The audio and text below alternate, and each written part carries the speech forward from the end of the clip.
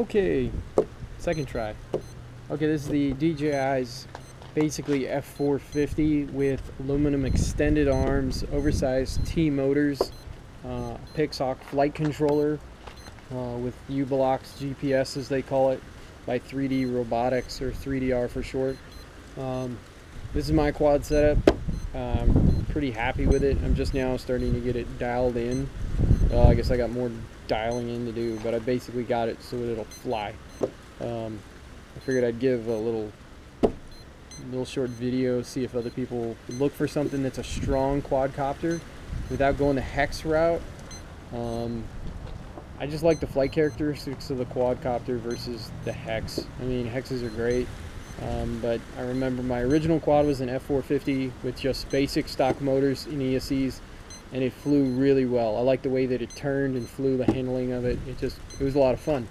When I got the hex, it was the same thing. I just upgraded and made it a hex, stock DJI little motors, but it just didn't turn and shoot. It just kind of floated around, if that makes sense.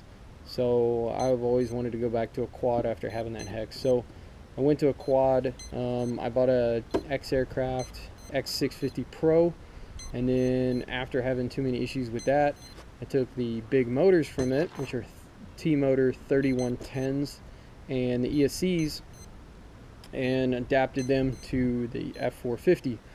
Originally I had the stock arms on the F450 and put extension plates because these motors are too big and won't bolt onto DJI's arms. They only made for the small motor. So once I did the adapter plates, it was the same length as it is now, but the arms would twist and flex a lot. Right now, these arms don't flex at all. They're extremely strong. So I could sit here and twist all day and they're very strong. Right now you're seeing the flex in the landing gear where it's bolted. So they're very strong airframe. I highly recommend it if you want something that's tough. Granted, if you crash these arms, if anything, if it's a real hard crash, they're probably going to bend. And once you bend aluminum, it's done. The nice thing about the DJI arms is that when they crash, they usually snap right here just shy of the motor, and they're made to do that because they're cheap. You know, they're like $6-8 an arm, and you just buy a new one, no big deal.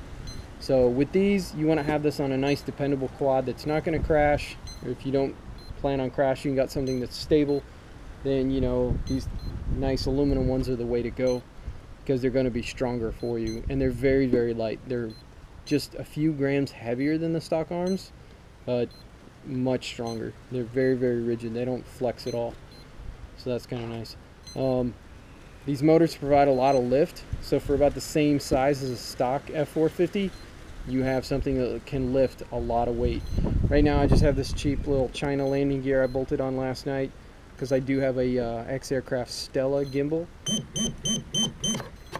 and Stella gimbal will just hang from somewhere here in the bottom. I'll probably have that mounted in the front and then use the battery to offset that weight somewhere down here in the center, just aft of the CG. So just to balance that out, and then that way it'll be still nice and balanced. Like right now it's pretty close. It's actually quite well. It was just a little tail heavy, but now it's pretty well balanced. It lands, the nice thing I like about this landing gear, I found it on Amazon for like $23, really cheap, but it lands really well. It bounces, it recovers, and tries to stay flat. If you notice with the stock DJI arms, they're only about yay wide. They have a small footprint. The problem with a small footprint and big arms is that it falls over. The arms will seem to catch into the ground and flip over. So you have a lot of landing issues. So a wide footprint is really the way to go. You want something that's going to take the beating and not cause you to crash, because every time you flip over, you nick your props all to death. Yeah, I messed with too many carbon fiber props and had landing issues, so just bouncing over and then nicking up expensive carbon fiber props is not fun. So now I kind of tend to stay with plastic ones, at least for now, until you get a really dependable and your quad is really locked in. If you get it really dialed in and you're not having any landing issues, by all means, go spend the money, get the carbon fiber ones, balance them. because as anyone knows, carbon fiber props are not all made the same, so they will need to be balanced. These plastic ones, a lot of these plastic ones, they all came from an exact mold, so every single one of them are like almost identical. You're not really going to have balance issues with most plastic props that you will with like a carbon fiber, unless you're spending a lot of money. Like T-Motor makes carbon fiber props, so they're probably one of the few that I would trust. They're very expensive, but they're probably going to be perfectly trued out of the box. Most carbon fiber props you're going to see are coming from like China, and they're just generic. You know, who knows who made them or what specs they have, so I wouldn't trust them whatsoever. But anyways, this is the Pixhawk Px4 Flight Controller. So you'll see that in there. You can handle an octocopter, so you have room for up to 8 motors in here. And then you can have several other channels. This Px4 by Pixhawk by 3D Robotics is actually a receiver as well. So if you're using the Spektrum like I am, the DX8, all you need is the satellite receiver, and that's it. And then that's your receiver. This is the only thing I have using to communicate to my transmitter.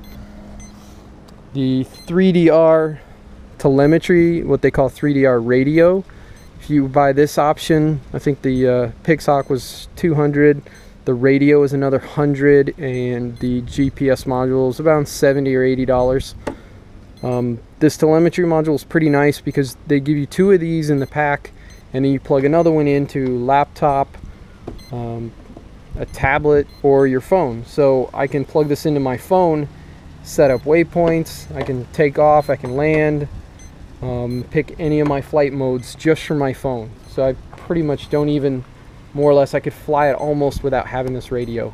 You're going to need at least the radio just to connect it and arm it, because it's going to have throttle issues. It's going to say throttle not supported or throttle level incorrect.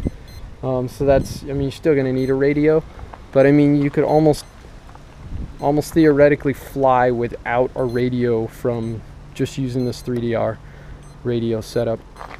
Let's see what else. I'm flying a 4-cell battery, and then I have just the U-Blox GPS antenna as well, just mounted up here. It's not real tall, it's really short, but the handy thing is I can just unscrew this. If you ever get one of these cheap little China mounts, I can bend my antenna over for easy, you know, transport and whatnot. So that's quite handy. Those threads locked in, boom, and then my antenna stayed the exact same point every single time. This landing gear, pretty awesome. Amazon, 23 bucks I think it was. Really cheap, nice foam, simple. It's exactly what I wanted. The DJI plastic ones, they're just about annoying as all get out. And I did like the carbon fiber ones on my original quadcopter. On the stock arms, they're carbon fiber, straight pieces of carbon fiber that look like claws. Those worked really, really well on the stock DJI arms. With these extended ones, the only things they make are these tiny little triangles that bolt on here. But being I'm going to fly a gimbal underneath, I needed the ground clearance. So these are the way to go. Anyways, hope you guys like it. Give me some feedback. Let me know what you think for build wise or other ideas. All right.